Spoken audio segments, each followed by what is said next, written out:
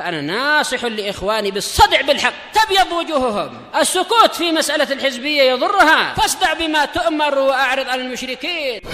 سلامي على دماج ورجالها والشيخ يحيى ودار العلم يا سعد بانيها. بسم الله الرحمن الرحيم. الحمد لله والصلاة والسلام على رسول الله وعلى آله وصحبه ومن والاه. Insyaallah tabaraka wa ta'ala kita akan lanjutkan bacaan kita dari kitab At-Tibyan fi Adabi Hamalatul Quran. Faman ahabba an yaqra falyatafaddal.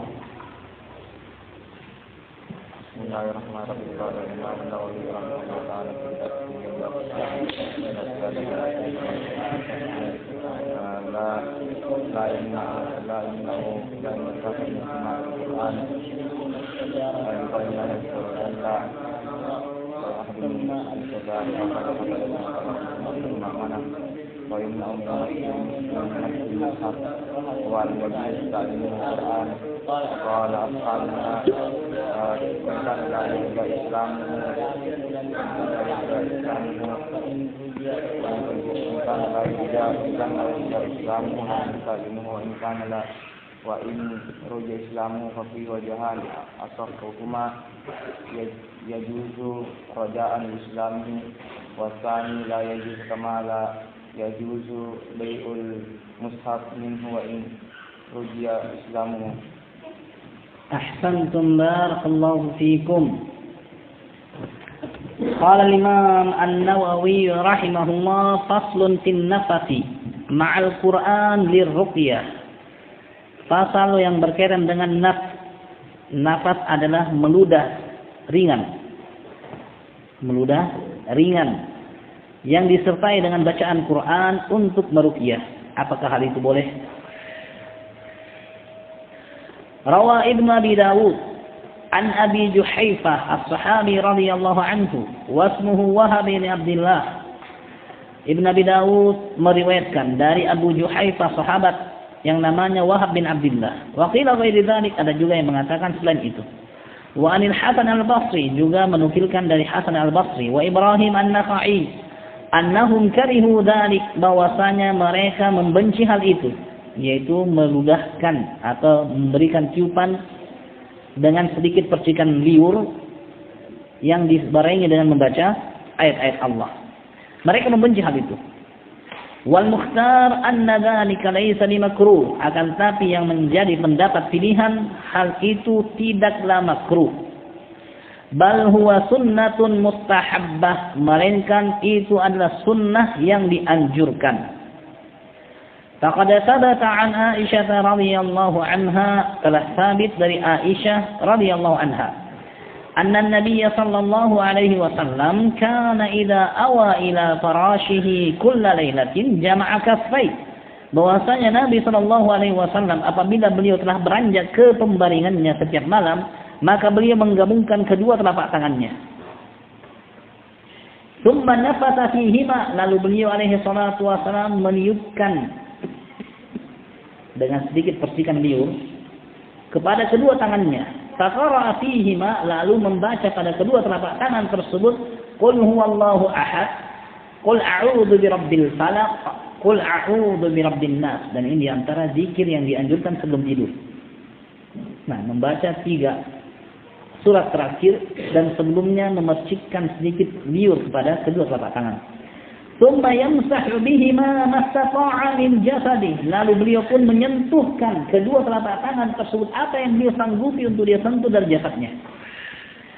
Yabda'u bihima ala ra'sihi wa wajhihi, dan beliau memulai dengan menggunakan telapak tangan tersebut kepala dan wajahnya.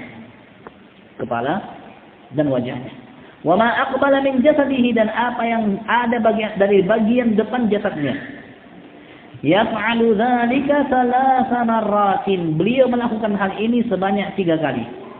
Pertama tadi, setelah dia mengusapkan seluruh tubuhnya yang dia sanggupi untuk dia sentuh dengan tangannya, diulangi, kumpulkan kedua telapak tangan, lalu ludahkan sedikit air liur, baca 3 surat terakhir, lalu usap kepala, wajah, dan apa yang ada dari bagian depan tubuhnya.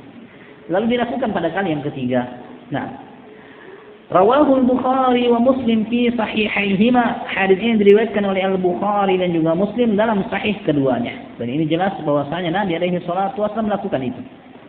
Sehingga An-Nawawi mengatakan ini adalah sunnah yang dianjurkan. Memercikkan sedikit liur disertai dan membaca ayat-ayat. Wa fi riwayatin fi sahihain ziyadatun ala hada. Dan dalam riwayat-riwayat sahihain ada tambahan dari yang telah lalu. Fa fi ba'dihha qalat Aisyah, pada sebagian riwayat itu Aisyah berkata, "Falamma ishtaka," tatkala Nabi sakit. Artinya beliau jadikan ini sebagai ruqyah. "Kana ya'muruni an af'ala dzalika bihi." Nabi sallallahu alaihi wasallam memerintahkan aku untuk melakukan hal itu terhadap beliau. Begitu beliau sehat, beliau melakukan itu sendiri. Di saat Nabi alaihi salatu wasallam sakit, maka Nabi memerintahkan Aisyah yang melakukan sunnah itu lalu mengusapkannya ke tubuh Nabi sallallahu alaihi wasallam. Wa fi ba'dihha, dalam sebagian riwayat yang lain, kana Nabi sallallahu alaihi wasallam yanfuthu ala nafsihi fi maradihi alladhi mata fihi bil mu'awwidzat. Dahulu Nabi sallallahu alaihi wasallam memercikkan atau meniupkan sedikit air liurnya pada dirinya sendiri pada sakitnya yang beliau mati padanya dengan membaca al-mu'awwidzat, yaitu 3 surat terakhir. Qalat Aisyah radhiyallahu anha berkata, "Falamma saqula," maka tatkala Nabi alaihi salatu wasallam telah semakin berat penyakitnya yang ia derita, kuntu anfutu alaihi bihinna, maka akulah yang meniupkan hal itu kepada Nabi sallallahu alaihi wasallam dengan membacakan al-mu'awwidzat. Wa amsahu biyadihi nafsihi li barakatiha, lalu aku pun mengusapkan menggunakan tangan Nabi sallallahu alaihi wasallam karena keberkahannya, yaitu beliau tidak menggunakan tangannya sendiri, tapi Aisyah menggunakan tangan Nabi sallallahu alaihi wasallam. Dia kumpulkan kedua tangan Nabi, dia ludahkan sebanyak 3 kali, tiupkan dengan dibarengi sedikit air liur sebanyak 3 kali. Barakallahu fikum, lalu Aisyah membacakan 3 surat terakhir.